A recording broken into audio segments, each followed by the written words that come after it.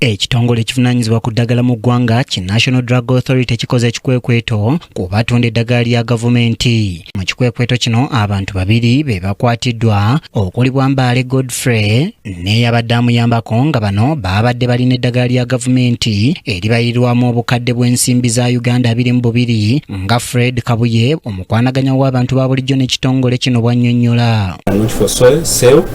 Nga likunukkiriza mu bukadde bw'ensimbi nga 22 lyabadde atambuza ng'agezaako okunoonya wa baaliguza era kimu yaffe n'emukwata n'atwalibwa ku Podi Kampala Police Station gyakuumibwa kati. Ono ategeeza nti abakwate we twogerera batemeza amabega wa mitayimbwa era si gwe gusoose okubakwata nga beenyigira mu bikolwa bino ng'omulundi ogwasooka obujulizi obulumiriza bwabula. Wano Kabuye wasinzidde n'asaba Bannayuganda okubeera abeegendereza baleme kubaguza eddagala lya gavumenti n'okuloopa oyo alitunda. Drug Authority ekutte eddagala mu bikwekweto ebiwererako ddala.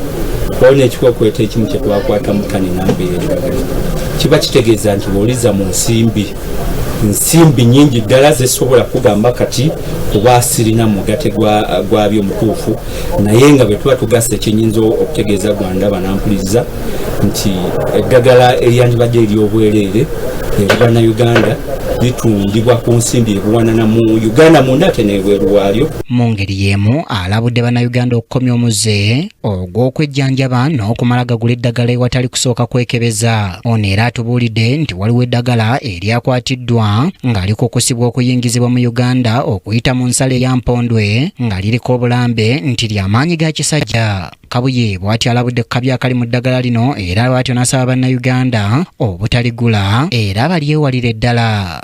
Boyson Energetic nga litambula okwetooloola eggwanga lyonna.